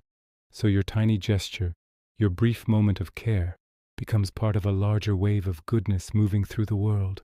And maybe that's another answer to nihilism. Not a big answer, not a philosophical system. Just this. Even if nothing matters cosmically, your actions still affect other people. They still create ripples. They still change things, even in small ways. And small ways add up. A life lived with small, consistent kindness is a meaningful life. Not because it solves the big questions, but because it makes the world slightly better for the people in it. And isn't that enough? Doesn't that count for something? You don't have to be a saint. You don't have to dedicate your life to charity or sacrifice yourself for others. You just have to be willing to notice opportunities for kindness and take them when you can. That barista who looks tired, that coworker who seems stressed, that family member who could use a call, that stranger struggling with their bags, that friend going through something hard. Tiny moments, tiny choices, but they ripple. And here's the other thing. Kindness changes you too. It shifts something inside. It connects you to other people in a way that isolation never can. It reminds you that you matter, that your presence in the world has an effect, that you're not just drifting through meaninglessly. Every time you're kind, you're creating meaning, not abstract meaning, not cosmic meaning, but human meaning, the kind you can feel. So if you're lying there wondering what the point of anything is, maybe start there. Start with the next small opportunity for kindness that comes your way. See what happens. See how it feels. You don't need to have it all figured out. You don't need a grand philosophy of life. You just need to be willing to care. In small ways, consistently. That's enough. That's more than enough. Breathe slowly. Let your body feel heavy. Let your mind slow down. We've been talking about meaning in different registers tonight. Big and small, cosmic and intimate, philosophical and everyday. And maybe the truth is that meaning exists at all of those levels. Maybe you need both. You need the big questions, the wrestling with existence and death and freedom and purpose. Those questions shape how you see the world, how you orient yourself, what you value. But you also need the small stuff, the simple pleasures, the fleeting beauty, the tiny acts of care, because that's where meaning is actually lived, in the texture of your days. Nihilism says nothing matters, and in one sense it's right. In the cosmic sense, your life is brief and small, but in the human sense, the only sense you can actually inhabit, everything matters. The way you treat people, the attention you give to beauty, the care you bring to small moments, the love you offer, even when it's not guaranteed to last. That's the paradox. And maybe you don't have to resolve it. Maybe you just have to live it. Rest in that paradox. Let it hold you. Let it be okay that you don't have all the answers. We're going to keep going. We're going to bring this toward a close soon, slowly, gently, with no rush. But for now, just rest. Just be here, in this moment, in this breath. in this strange, temporary, beautiful existence. Let's circle back to something we touched on earlier, but from a different angle. Something that both ancient traditions and modern science point toward as essential for living well: acceptance of impermanence. We talked about this through Buddhism and Stoicism separately, but there's something powerful in seeing how they converge. Two traditions, thousands of miles apart, one Eastern and one Western, arriving at the same fundamental insight. Everything changes, nothing lasts, and fighting that truth causes suffering. The Buddhists call it anicca. The Stoics spoke of the constant flow of nature, but the core idea is the same. Impermanence is not a bug in the system, it's the system itself. Your body is changing right now, cells dying and being replaced. Your thoughts are changing, arising and passing away. Your relationships are evolving, your circumstances are shifting. Nothing stays still. And we spend so much energy trying to hold things in place, trying to preserve youth, secure relationships, guarantee outcomes, maintain control, and all of that effort creates tension, anxiety, fear. But what if you stopped? What if you accepted that change is the only constant? Both Buddhism and Stoicism say this acceptance doesn't lead to passivity or despair. It leads to freedom. When you accept that everything is temporary, you stop clinging so tightly. You can appreciate what's here while it's here, without needing it to last forever. You can grieve what's lost without being destroyed by the loss, because you understand that loss is built into the nature of existence. The Stoics practice something called memento mori. Remember you will die, not to be morbid, but to stay present, to appreciate what you have, to not waste time on things that don't matter. The Buddhists practice letting go, again and again, releasing attachment to outcomes, to identities, to the illusion of permanence. And both traditions say, when you truly accept impermanence, you become more alive, not less, more present, more grateful, more awake to the preciousness of each moment. Because if this moment is fleeting, then it deserves your full attention. If the people you love won't be here forever, then the time you have with them matters. If you yourself are temporary, then how you spend your brief time here is not a trivial question. Impermanence, when you really accept it, doesn't take meaning away. It gives meaning urgency. Let that settle. Let your breath carry it through you. Everything changes, and that's okay. There's another aspect of the human condition we need to sit with for a moment. Something that's especially present right now, in this era, in this time. Uncertainty. Not just uncertainty about small things, like what tomorrow will bring or whether a plan will work out, but deeper uncertainty. Uncertainty about meaning, about truth, about the future, about whether anything is knowable for sure. We live in an age of information overload. We have access to infinite perspectives, infinite data, infinite opinions, and instead of making us more certain, it often makes us less certain, because for every claim, there's a counterclaim. For every expert, there's a dissenting expert. For every truth, there's someone calling it a lie. And that's disorienting. It creates anxiety. It makes us want to grasp onto something, anything, that feels solid. But philosophers across time have suggested something counterintuitive. Maybe uncertainty isn't the enemy. Maybe it's the condition in which real wisdom grows. Socrates, one of the founding figures of Western philosophy, said the only thing he knew for certain was that he knew nothing, and that admission of uncertainty made him wiser than those who claimed certainty.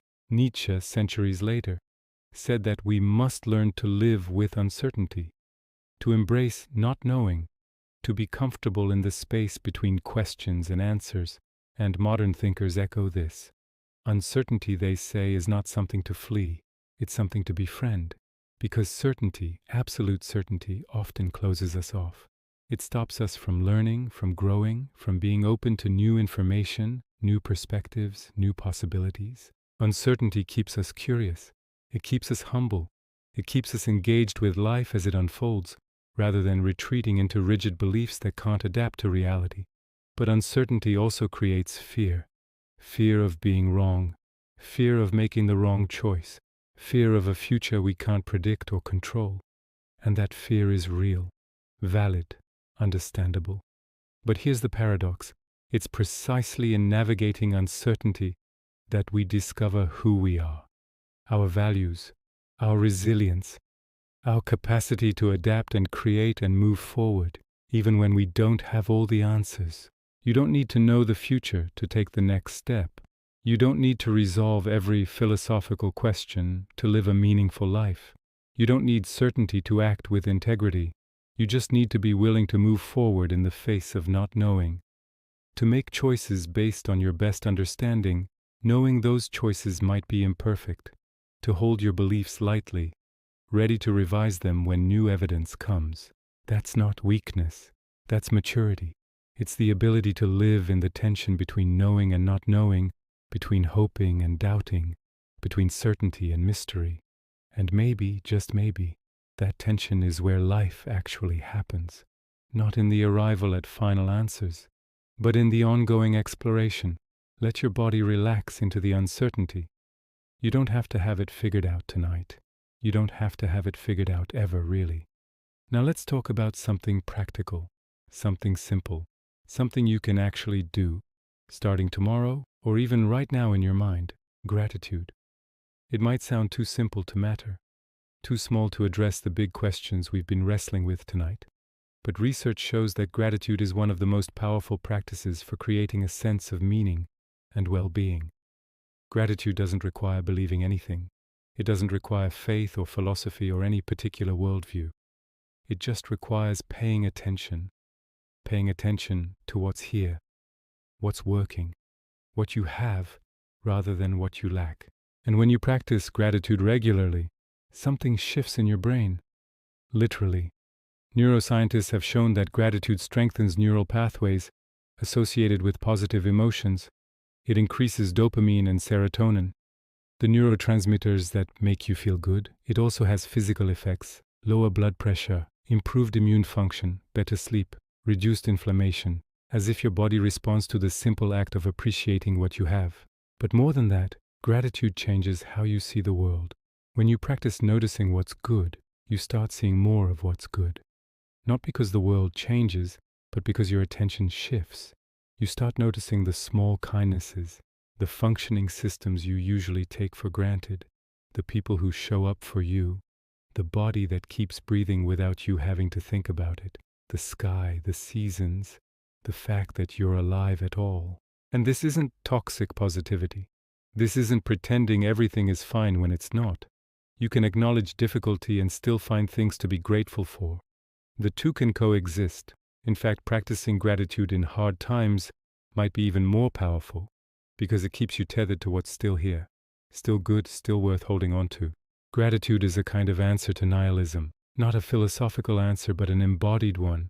Because when you feel grateful, when you really let yourself take in the goodness of something, it's impossible to believe in that moment that nothing matters. Something matters. This breath, this comfort, this connection, this beauty. And if you practice it regularly, if you make it a habit to notice and name what you're grateful for, those moments add up.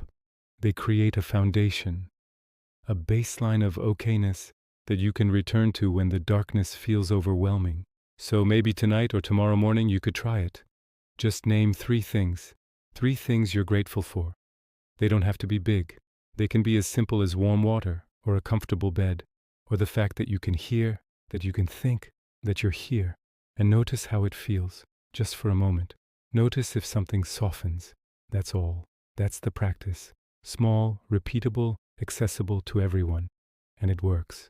Not as a cure for existential dread, not as a solution to nihilism, but as a way to ground yourself in what's real and good and present. Breathe in, breathe out. What are you grateful for right now in this moment? Maybe it's the quiet. Maybe it's the chance to rest. Maybe it's that you're learning, thinking, wondering. Maybe it's just that you're still here. That's enough. We've covered so much ground tonight. Philosophy and practice, ancient wisdom and modern research, big questions and small gestures. And all of it points toward the same basic truth. You can live well even when you don't have all the answers. You can create meaning even when the universe doesn't hand it to you. You can find peace even in the face of impermanence and uncertainty. Not by solving these challenges, but by learning to be with them, by accepting what you can't change and engaging fully with what you can. By choosing kindness, noticing beauty, practicing gratitude, connecting with others, creating something, loving something, being present to this moment, this breath, this strange and temporary gift of being alive, none of that requires certainty. None of it requires cosmic validation. It just requires you, your attention, your willingness, your choice, made again and again, to show up. And that's heroic, in its own quiet way. Not heroic in the sense of grand gestures or dramatic sacrifices, but heroic in the sense of continuing, of not giving up, of meeting the void and choosing to live anyway. Rest now. Let your mind wander or settle, whichever feels right. Let your body sink deeper. Let the ideas drift. We're approaching the end of this journey, but there's still a little more to say. A little more space to hold together before we part. For now, just rest. Just breathe. Just be. There's something about the night that changes how we think. Something about the darkness, the quiet, the solitude that opens a space in us that daylight doesn't reach. Maybe you've noticed this. During the day you're occupied. You have roles to play, tasks to complete, people to interact with. There's motion, distraction, noise, and those things are necessary. They keep us functioning, engaged with the world. But at night, when the motion stops, when the roles fall away, when you're alone with yourself in the dark, something different emerges. Questions you don't ask during the day suddenly demand attention. Feelings you've been pushing down rise to the surface. The self you present to the world slips away, and what's left is something raw, more honest, more vulnerable. Nietzsche loved solitude. He spent long periods alone, walking in mountains, thinking, writing, and he said that solitude is where free spirits are born. That it's in the quiet, away from the noise and opinions and expectations of others, that you can finally hear your own voice. He called it the good solitude, not the loneliness of isolation or abandonment, but the chosen solitude of someone who needs space to think, to create, to become themselves. There's a difference between loneliness and solitude. Loneliness is painful, involuntary, a sense of disconnection you don't want. Solitude is chosen, peaceful, a space you enter deliberately to find something, and the night offers that solitude naturally. The world quiets down. Other people are asleep. The demands of the day release their grip, and in that space you can meet yourself. Philosophy has always valued this kind of solitude, the contemplative space where reflection becomes possible, where you can examine your life, your choices, your values, without the constant pressure to perform or conform. And in that examination, in that honest confrontation with yourself, something clarifies. Not always, not immediately, but over time, in the accumulation of quiet nights, you start to understand who you are beneath all the layers. So if you're awake right now in the solitude of night, wondering why, maybe this is why. Maybe your mind knows that this is when you can finally think clearly, when you can finally feel what you actually feel, when you can finally ask the questions that matter. It's not a curse. It's not insomnia to be fixed or defeated. It's just your soul taking advantage of the only quiet it gets. Honor it. Listen to it. Let it speak. And when the morning comes, when you rejoin the world of motion and noise and roles, you can carry something from this night with you. Some insight, some clarity, some deeper understanding of who you are and what you need. The night is not empty. You are not empty. You're just meeting yourself in the dark. Let's talk about another way people create meaning. Another response to nihilism that doesn't require philosophy or religion or any grand system of belief. Creativity. Making something. Art, music, writing, building, cooking, gardening, crafting. Any form of creative expression. When you create something, you're doing more than just passing time. You're externalizing something internal. Taking what's inside you, thoughts, feelings, visions, and giving them form in the world. And in that act, something shifts. The chaotic becomes ordered. The overwhelming becomes manageable. The wordless becomes expressed. Creative expression is a form of meaning-making. You're taking raw material, paint, words, sounds, clay, ingredients, and arranging it in a way that means something to you. That reflects something true about your experience, and it doesn't have to be good. It doesn't have to be original or profound or worthy of an audience. It just has to be yours. Psychologically, creative expression serves deep functions. It helps you process emotions that are too complex for words. It offers a sense of control and agency when other parts of life feel chaotic. It connects you to something larger than yourself, the tradition of makers, creators, artists, who have also tried to make sense of existence through creation. And when you're deep in the creative process, when you're fully absorbed in making something, you enter a state where the big existential questions fade. You're not thinking about meaning or death or the void. You're just present, engaged, focused on the work in front of you. That state has been called flow, and in flow there's a kind of peace, a forgetting of the self, a merging with the activity, a sense of rightness, of being exactly where you should be. That's meaning too. Not meaning as an abstract concept, but meaning as a felt sense of purpose in the moment. And the beautiful thing about creativity is that it leaves something behind. Even if no one else ever sees it, you've added something to the world that wasn't there before. You've transformed nothing into something. You've taken emptiness and filled it with your own vision, your own voice. That's not nothing. That's an act of defiance against the void, an assertion that you exist, that your perspective matters, that what you feel and see and imagine is worth expressing. So if you're lying there feeling empty, wondering what the point is, maybe tomorrow you could make something. Draw, write, sing, build, cook, plant, arrange, create, not to solve nihilism, not to prove anything, just to do what humans have always done, make meaning by making things. Breathe slowly, let your creativity rest for now, let it gather strength while you sleep. We've spent most of tonight in the realm of individual experience, individual philosophy, individual meaning, but there's another dimension we can't ignore: community, connection, belonging. Humans are social creatures. We evolved in groups. Our brains are wired for connection, and study after study shows that one of the strongest predictors of well-being, of happiness, of even physical health, is the quality of our relationships.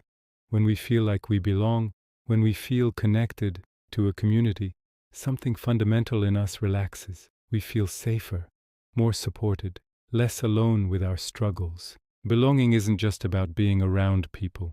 It's about feeling seen, accepted, valued by those people. It's about being part of something larger than yourself, contributing to it, being shaped by it, mattering to it. And when that's present, when you have genuine community and belonging, meaning becomes less of a question, because you're embedded in a web of relationships that give your actions context, significance, impact. You show up for people and they show up for you. You contribute to shared projects, shared values, shared goals. Your presence makes a difference to others, and their presence makes a difference to you. That's meaning in its most tangible form. Not abstract, not philosophical, just the felt reality of mattering to other people and having other people matter to you. The challenge is that modern life often fragments community. We move for work, we spend hours online instead of face-to-face. We live in cities where we don't know our neighbors. We build lives that are independent and self-sufficient, but also isolated. And that isolation is dangerous. It feeds nihilism. Because when you're alone, when you're disconnected, it's easy to feel like nothing matters, like your existence is arbitrary and meaningless. But when you're connected, when you're part of something, that feeling fades, because you can see directly that you matter, that your actions ripple out and affect others, that you're part of a story larger than just your own. So building community, cultivating belonging, is not a trivial pursuit. It's essential, not just for happiness, but for meaning itself. And it doesn't have to be a big community. It doesn't have to be hundreds of people. Even a few deep, genuine relationships can provide that sense of belonging. A friend you can call at 3 a.m, a group that meets regularly to do something you all care about, a neighbor you check in on, an online community that shares your interests and values, a family, chosen or biological, that shows up consistently. Those connections are lifelines. They ground you. They remind you that you're not alone in this strange, confusing, sometimes beautiful existence. And if you don't have that right now, if you're feeling isolated, that's okay. It's not a permanent state. Community can be built slowly with intention and effort. Start small. Reach out to one person. Show up to one gathering. Offer one gesture of connection. And see where it leads. Because you're not meant to figure this out alone. None of us are. We're meant to do this together.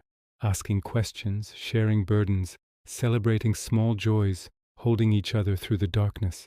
That's how humans have always survived. Not through individual strength, but through collective care. Let that idea settle. You are part of a human family, whether you feel it right now or not. You belong to the species. You're part of the story. And that alone means something. Rest in that belonging, even if it feels abstract right now. Even if you can't name the faces, you're not alone. We're almost at the end now. Just a little further, and then we'll let you rest completely. But before we finish, there's one more thing to say. One more piece of this puzzle. The meaning you're looking for might not be a single thing. It might not be a grand revelation or a philosophical system that explains everything. It might be a collection, a patchwork, a constellation of small meanings that, taken together, make up a life. The love you have for certain people, the work you find absorbing, the hobbies that bring you joy, the values you try to live by, the small acts of kindness, the moments of beauty, the creative projects, the community you're part of, the gratitude you practice, the acceptance you cultivate. All of it together. Not one thing, but many things. Not perfect, but real. And maybe that's enough. There's a poet named Rainer Maria Rilke who wrote something over 100 years ago that still feels urgent, still feels necessary, especially in moments like this one. He wrote to a young poet who was struggling, who had questions he couldn't answer, who felt lost. And instead of offering answers, Rilke said something different. He said, "Be patient with everything unresolved in your heart. Try to love the questions themselves, like locked rooms, and like books written in a very foreign tongue. Do not now seek the answers which cannot be given you because you would not be able to live them. And the point is to live everything. Live the questions now. Perhaps you will then gradually, without noticing it, live along some distant day into the answer. Read that again, slowly, in your mind. Live the questions now, not solve them, not answer them, just live them. This is wisdom that speaks directly to where we've been tonight, to nihilism, to uncertainty, to the ache of not knowing. Because the truth is, some questions don't have answers you can grasp intellectually. Some questions can only be answered by living, by moving through time, by becoming the person who can understand what you can't understand yet. What is the meaning of life? You can't answer that in words. You can only answer it by living a life that feels meaningful to you. How should I live? You can't know in advance. You can only discover it by trying, failing, adjusting, growing. Why am I here? The answer isn't waiting somewhere to be found. It's being created slowly through your choices, your relationships, your presence. So Rilke's advice is radical and gentle at the same time. Stop demanding answers. Stop treating uncertainty as a problem to be solved. Start treating it as something to inhabit, to explore, to live inside of patiently. Love the questions, not in the sense of enjoying confusion, but in the sense of accepting that questions are part of being alive, that wondering is part of being human, that uncertainty is where growth happens. If you already knew everything, you'd have nothing to discover. If everything were certain, you'd have no freedom to shape your life. The questions are not obstacles. They're invitations. Invitations to pay attention, to stay curious, to keep becoming. And maybe one day, years from now, you'll look back and realize you've been living the answer all along, not because someone told you, but because you became it. Let that settle. You don't need answers tonight. You just need to be patient with yourself. All of the philosophy we've explored tonight, all of the ideas and traditions and voices, they all point towards something simple in the end. Presence, being here, now, in this moment, not lost in regret about the past or anxiety about the future, just here. Mindfulness teachers talk about this constantly. The present moment is the only moment you actually have. The past is gone. The future hasn't arrived. All you ever experience is now. And when you're fully present, when you're not caught up in stories or worries or judgments, something shifts. The heaviness lifts, just a little. The questions quiet down. There's just this breath, this sensation, this sound, this moment of being alive. Presence is not a technique you master. It's more like a state you fall into when you stop resisting what is. Eckhart Tolle, a modern spiritual teacher, talks about presence as awareness itself, not thinking about the moment but being the awareness that experiences the moment. It's subtle. It's hard to explain. But you might have felt it before. Those moments when you're so absorbed in something that time seems to stop. When you're watching a sunset and there's no voice in your head narrating, just pure seeing. When you're listening to music and there's nothing but sound. When you're with someone you love and there's a fullness, a completeness, without needing anything to be different. That's presence. And it's always available. Right now, you can feel the surface beneath you, the air on your skin, the rhythm of your breathing. That's presence. That's being here. And in that state, nihilism loses its grip, because nihilism is a thought. It's a story about meaning, about the universe, about the future. And when you're fully present, you're not in stories. You're just in experience. And experience doesn't feel meaningless. It just feels real. This moment, this simple fact of existing doesn't need justification. It doesn't need to lead anywhere or prove anything. It just is, and that's enough. So maybe the deepest answer to nihilism isn't philosophical at all. Maybe it's just this. Come back to now. Come back to presence. Come back to the simple, undeniable reality of being alive in this moment. Again and again and again. There's one more paradox worth holding before we finish. The paradox of acceptance and change. We've talked about acceptance throughout tonight. Accepting impermanence, accepting uncertainty, accepting that you don't have all the answers. But acceptance doesn't mean giving up. It doesn't mean passivity or resignation. In fact, real change begins with acceptance. Psychologists who work with people in crisis teach something called radical acceptance. It means fully acknowledging reality as it is, without denial, without resistance, without wishing it were different. This sounds like it would make you stuck. Like if you accept things as they are, you'll never change them. But the opposite is true. When you stop fighting reality, when you stop exhausting yourself wishing things were different, you free up energy. You can see more clearly, you can think more effectively. You can take action from a place of clarity instead of desperation. Acceptance doesn't mean you like what is. It just means you acknowledge it. I accept that I'm anxious right now. That doesn't mean I want to be anxious. It just means I'm not going to waste energy pretending I'm not, or beating myself up for feeling this way. I accept that life is uncertain. That doesn't mean I stop planning or hoping. It just means I stop demanding guarantees. I accept that nothing lasts. That doesn't mean I stop caring. It just means I appreciate what's here while it's here. This is the paradox. Acceptance creates the foundation for change. Peace with what is creates the possibility of moving toward what could be. And this applies to the big existential questions too. I accept that I don't know the meaning of life. And from that acceptance, I'm free to create meaning. I accept that the universe is indifferent. And from that acceptance, I'm free to care anyway. I accept that I will die. And from that acceptance, I'm free to live fully now. The paradox holds. You don't have to choose between acceptance and hope, between peace and change, between letting go and holding on. You can do both. You can hold the tension. You can live in the paradox. And maybe that's the most mature, most honest way to be human. Breathe into that. Accept this moment exactly as it is, and from that acceptance let yourself be open to whatever comes next. We're almost done now. We've traveled together through a long night of ideas, from ancient pessimism to modern hope, from Buddhist emptiness to existential freedom, from Stoic acceptance to Camus' rebellion, from Nietzsche's affirmation to Yalom's therapeutic wisdom. We've explored simple pleasures and fleeting beauty, kindness and creativity, community and solitude, gratitude and presence, and all of it, every single idea, every tradition, every voice, has been trying to say the same thing in different languages. You can live with uncertainty. You can create meaning in a meaningless universe.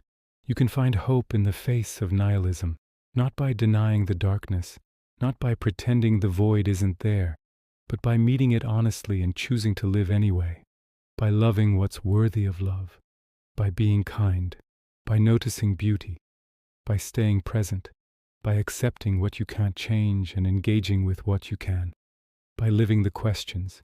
You don't have to have it figured out. You're not supposed to. The not knowing is part of it. The wondering is part of it. The searching is part of it. And you're not alone in it. Across centuries, across cultures, humans have been asking the same questions you're asking, feeling the same ache you're feeling, and finding ways, small ways, fragile ways, beautiful ways, to keep going. You're part of that lineage, part of that conversation, part of the human story of wrestling with existence and finding meaning anyway, and that alone is meaningful. So here, at the end of this long night, let me say this: you are enough, right now, as you are, with all your questions and doubts and uncertainties. You don't need to solve anything tonight. You don't need to become someone different. You just need to rest. Let the ideas we've explored settle into the background. Let them become part of you slowly, quietly, in ways you won't even notice at first. And tomorrow or the next day or someday soon when the question comes again, what's the point? Why does any of this matter? You'll have something to draw on. Not an answer exactly, but a way of holding the question. A way of being with it that doesn't require fixing it. Nihilism says nothing matters, and you can say back maybe, but I'm going to live as if something does, as if love matters, as if kindness matters, as if presence matters, as if this moment, this breath, this strange gift of consciousness matters. Not because I can prove it, but because I choose it. That choice is yours. Every day, every moment, and no cosmic indifference can take it from you. So rest now. Let sleep come if it's ready. Let your mind drift. Let your body sink into complete stillness. You've done enough thinking for one night. You've done enough wondering. You've done enough. The night is not empty. It's full of possibility, full of quiet, full of the strange, beautiful fact that you exist at all. And so are you, not empty, full of questions and feelings and experiences and potential, full of the capacity to love, to create, to connect, to mean something, even if only to yourself. That's enough. That's more than enough. That's everything. Thank you for listening. Thank you for wondering. Thank you for being here in the dark, trying to make sense of it all. You're going to be okay. Not because I can guarantee it, but because you've already survived every difficult moment you've ever faced. And you're still here, still breathing, still capable of asking questions, of seeking meaning, of hoping. That resilience is real. Trust it. Trust yourself. And now, rest. Let everything go. Let the questions fade. Let philosophy dissolve into silence. Just breathe. Just be. Just rest in this moment, which is all you ever really have. Good night.